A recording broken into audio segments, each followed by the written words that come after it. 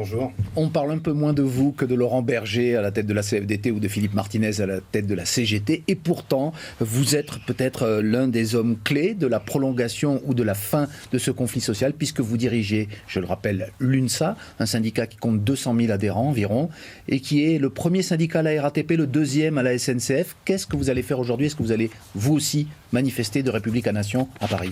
Oui, on va manifester parce qu'on a des sujets après l'intervention du Premier ministre qui restent difficiles. D'abord, il manque des garanties pour des secteurs très impactés par la réforme qu'on attend de voir se concrétiser. Le compte n'y est pas sur la question de la pénibilité ou l'aménagement des fins de carrière.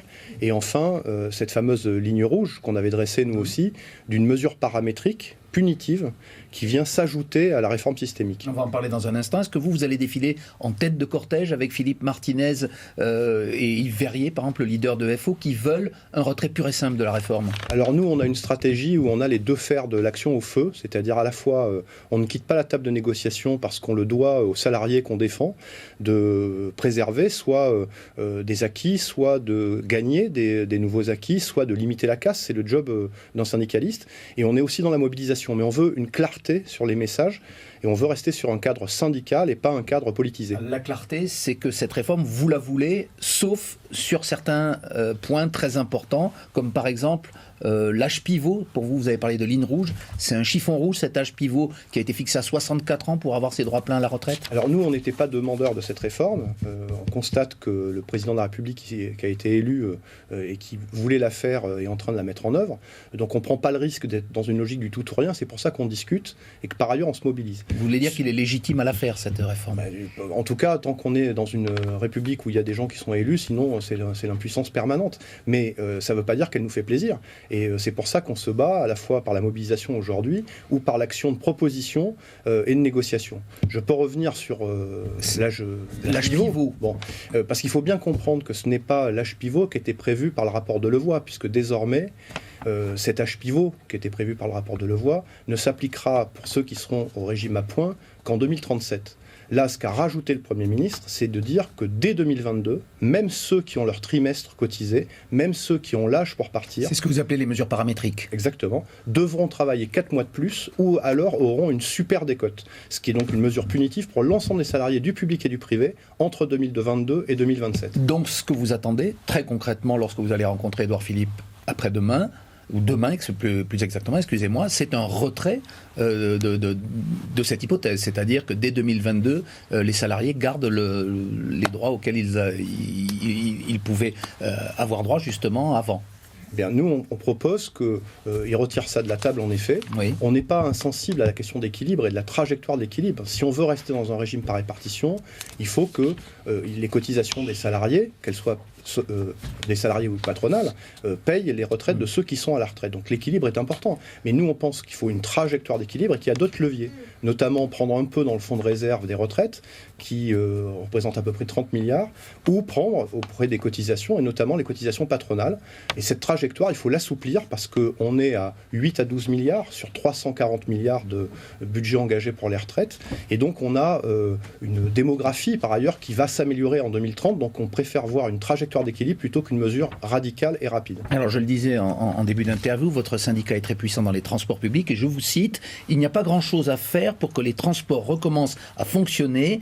Une partie du chemin est fait, il faut faire le reste. Qu'est-ce que ça veut dire concrètement? Eh bien, on avait fait des propositions, on aurait pu éviter que le conflit social s'enquiste, puisque si le gouvernement avait posé ses arbitrages au fur et à mesure de la concertation il y a 2 mois, on aurait sans doute évité non seulement le mur du 5 décembre, mais cette période où on a une grève illimitée. Et l'avenir, donc ça veut dire quoi? Il n'y a pas grand-chose à faire pour que ça recommence? Et donc là, il y a une partie des personnes qui sont respectées dans leur contrat social à la RATP et à la SNCF, mais pas tous. Et nous, à l'UNSA, on demande que le contrat social qui a été signé soit respecté, comme l'a dit le président de la République et le Premier ministre. Donc ils doivent faire un signe.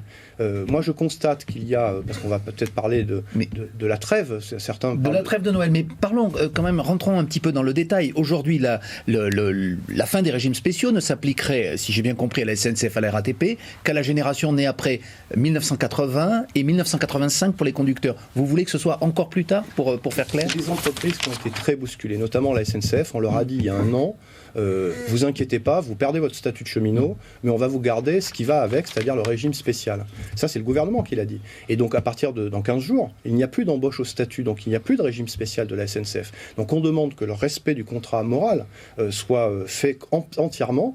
Il reste quelques milliers de personnes à traiter sur les 25 millions de Français. On n'est pas loin d'une issue pour vous. Je pense que le gouvernement peut faire un effort. Il y aura des trains à Noël si le gouvernement retire son projet. Ça, c'est la CGT qui dit ça. Et le gouvernement dit ça, c'est du chantage. Pour vous, qu'en est-il ? Personne n'a envie que Noël soit perturbé. Ni les grévistes, ni les salariés, ni les Français qui ont envie d'avoir un moment en famille. Mais je constate que je renverse les choses parce que le gouvernement est quand même grandement responsable. Je vais vous citer 3 chiffres d'un sondage de ce matin. 66% des Français soutiennent le mouvement social.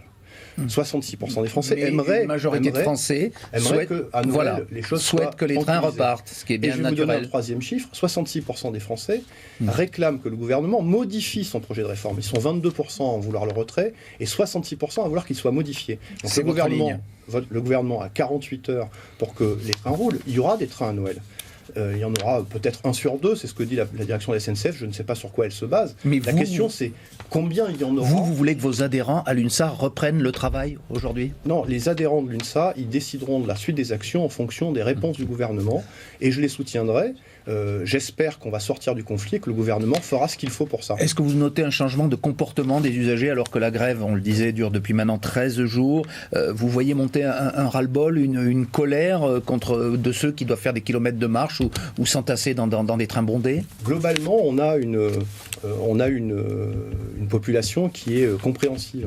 C'est-à-dire qu'évidemment, il y a de la lassitude, évidemment de la fatigue. D'ailleurs, je pense à tous ceux qui sont ennuyés par ce moment de grève. Ils vous en veulent pas à vous ? La marche. Mais globalement, pour l'instant, on a des personnes qui comprennent. Ils aimeraient bien évidemment que ça se termine. C'est pour ça que j'appelle le gouvernement à faire le geste qu'il faut. Mais lorsqu'on sait qu'en France, il y a 11% des salariés qui sont syndiqués, 17% dans le secteur public, est-ce que c'est une grève par procuration, finalement, que font les Français à travers vous ? Peut-être, mais moi je reconnais la légitimité des acteurs politiques. Il faut reconnaître celle des syndicats. On a plus d'adhérents que tous les partis politiques réunis, y compris ceux qui ont des adhérents gratuits. Et on a une participation aux élections professionnelles qui est supérieure à la moyenne des élections politiques. Une toute dernière question, vous nous répondez rapidement. Jean-Paul Delevoye n'est plus chargé du dossier. Au-delà des irrégularités qui ont conduit à sa démission, est-ce que vous allez regretter sa manière de négocier, sa façon de traiter avec les syndicats ? En tout cas, ce n'est pas son moment aujourd'hui. C'est le moment du Premier ministre. Donc pendant les quelques jours qui viennent, c'est au Premier ministre de prendre le relais et de poser les grands arbitrages. Nous, on attend qu'on ait un interlocuteur qui, peut-être, à l'image de Jean-Paul Delevoye, soit à la fois très bon sur le plan technique pour comprendre le dossier et soit un adepte du dialogue social et respectueux des partenaires sociaux. Merci beaucoup, Laurent Escure, secrétaire général de l'UNSA. Donc, je le rappelle,